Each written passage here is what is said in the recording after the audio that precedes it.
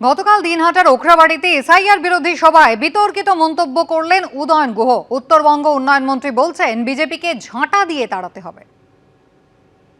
আপনাদের কাছে সবচাইতে বড় অস্ত্র কি বলেন তো? মায়েদের বড় অস্ত্র কি?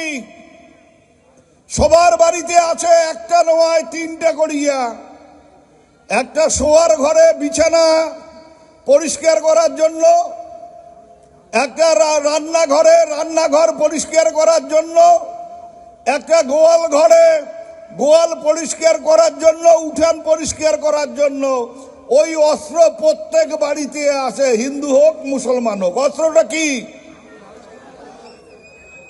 ওই ভোট চাইতে যখন আসবে ওই অস্ত্র দিয়ে ডাঙানোর দরকার নাই, শুধু অস্ত্র দিয়ে আওয়াজ করবেন যে আছিস ভালো কথা, ভোট যদি চাস তাহলে এইটা তোর পিঠত পড়বে, সাবধান, এটা থাকি পালা। হবে না? হবে, করতে হবে। নাজিরাবাদে ভয়াবহ অগ্নিকাণ্ডের ঘটনায় আগেই দুই গোডাউনের মালিক গঙ্গাধর দাস গ্রেফতার হয়েছিলেন, আর এবার আরো দুজনকে গ্রেফতার করা হলো। ওয়াও মোমো গোডাউনের ম্যানেজার এবং ডেপুটি ম্যানেজারকে গ্রেফতার করলো পুলিশ। কথা বলবো আমাদের প্রতিনিধি পার্থপ্রতিম ঘোষের সঙ্গে। পার্থ, এদের বিরুদ্ধে কি অভিযোগ? দেখো, ওয়াও মোমো যে সংস্থার যে জায়গায় গোডাউন ছিল, অর্থাৎ এই নাজিরাবাদে, সেই গোডাউনের ম্যানেজার এবং ডেপুটি ম্যানেজারকে গ্রেফতার করেছে পুলিশ।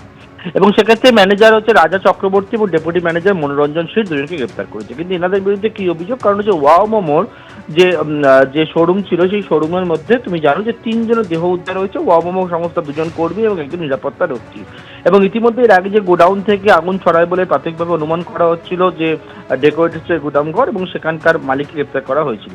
কিন্তু ওয়াও মোমোর পুলিশ মনে করছে, দমকল মনে করেছে, যে অভিযোগ দিয়েছে সেটা হচ্ছে যে যদি ওয়াও মোমোর এই যে সংস্থার যে গোডাউন, সেখানে যদি যথোপযুক্ত অগ্নি নির্বাপন ব্যবস্থা থাকতো, ফায়ার অ্যালার্ম থাকতো, তাহলে ঘুমের মধ্যে এরকম যে অগ্নিকাণ্ডের ঘটনা ঘটছে, একটা অ্যালার্ম বাজছে, তারা কিন্তু সতর্ক হতে পারতো এবং নিজেদের প্রাণটা বাঁচাতে পারতেন হচ্ছে সেখানকার কর্মীরা।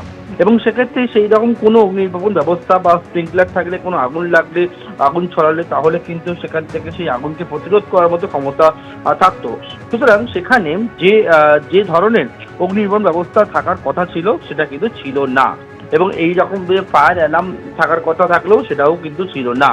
এবং এক্ষেত্রে দমকল মনে করে এটা একটা বড় সড়ো গাফিলতি, এবং সেই গাফিলতির জন্যই পুলিশের কাছে যে অভিযোগ দায়ের হয়েছে, সেই অভিযোগের পরিপ্রেক্ষিতে পুলিশ, নরেন্দ্রপুর থানা পুলিশ যে মামলা দায়ের করেছে, সেই দায়ের করা মামলার পরিপ্রেক্ষিতে ওয়াও মোমো সংস্থার ম্যানেজার এবং ডেপুটি ম্যানেজার, যেটা হচ্ছে ওই যে নাজিরাবাদের গোডাউনের ম্যানেজার এবং ডেপুটি ম্যানেজার, তাদেরকে কিন্তু গ্রেফতার করেছে এবং আজকে তাদেরকে আদালতে পেশ করে নিজেদের হেফাজতের চেয়ে আবেদন জানাতে চলেছেন তদন্তকারী আধিকারিকরা। ধন্যবাদ। অগ্নি নির্বাপন ব্যবস্থা যদি যথাযথ থাকতো তাহলে হয়তো এই মানুষগুলো প্রাণে বাঁচতে পারতেন। দমকল মন্ত্রী সুজিত বসু তিনি কি জানিয়েছিলেন এই ঘটনা নিয়ে, দেখুন একবার। ফায়ারের কিছু দেখতে পাইনি আমরা, যে ফায়ারের প্রোটেকশনের জন্য যে সমস্ত জিনিস থাকা দরকার সেগুলো আমরা দেখিনি। আমাদের ফায়ার অডিট হয়, ফায়ার অডিট হয় না তা না, এটা আমাকে দেখতে হবে এখানে ফায়ার অডিট হয়েছিল কিনা, এটা আমাদের দেখা দরকার আছে, সেটা এনকোয়ারি করব। এনকোয়ারি আমাদের প্রত্যেকটা কেস হয়, আমাদের সমস্ত জায়গায় ফরেন্সিক হয়, এখানেও সেগুলো হবে, তার ব্যতিক্রম কিছু হবে না।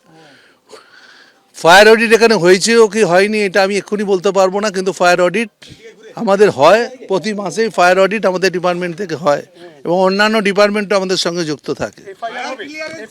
এখানে এফআইআর হবে, শুধু তাই না, এনকোয়ারি হবে, এফআইআর হবে। এবিপি আনন্দ, এগিয়ে থাকে, এগিয়ে রাখে।